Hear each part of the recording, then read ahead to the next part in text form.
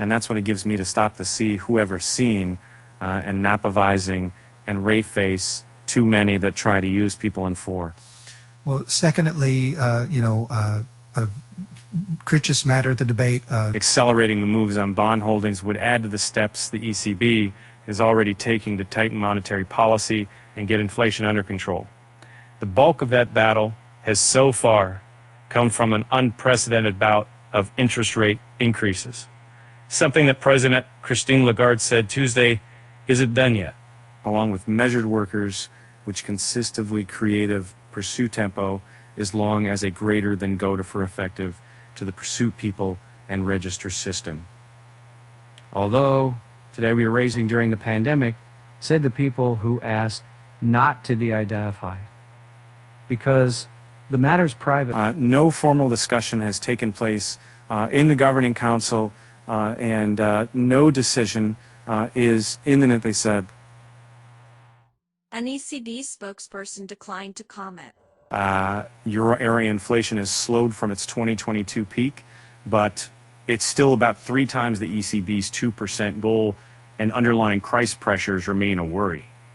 Policymakers got good news on Wednesday with data from Italy showing inflation in the region's 3rd largest economy slowed more than forecast to 6.7%. Having halted net asset purchases, the ECB began shrinking its bond portfolio in March by allowing an average of 15 billion euro a month roll-off rather than be reinvested as before.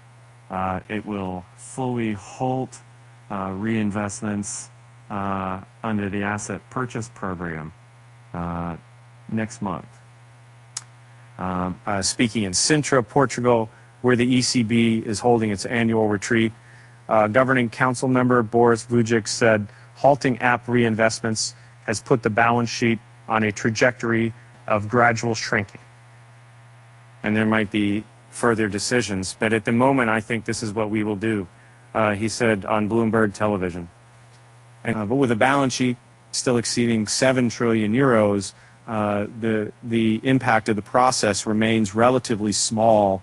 A bigger reduction has come from the repayment of cheap long-term financing that officials handed out to banks during the pandemic.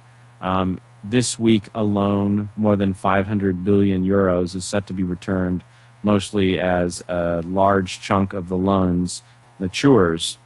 Active sales of securities from the 3.2 trillion euro app could be a logical next step after these so-called TLTRO loans have been fully repaid at end 2024, one of the people said, but others were more opposed to the idea, with one highlighting that sales would lead to big losses at some Eurozone central banks, which bought the bonds when yields and you were low.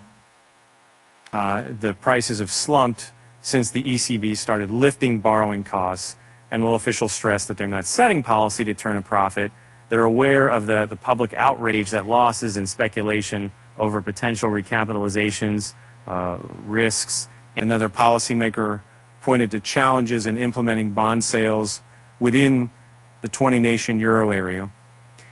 Some of the people said it's still a more attractive option to sell bonds bought under the app than to reduce a separate 1.7 trillion euro pandemic portfolio. That's because the reinvestments under that program, known as PEP, and then earmarked for deployment across other jurisdictions should signs of undue market stress appear there.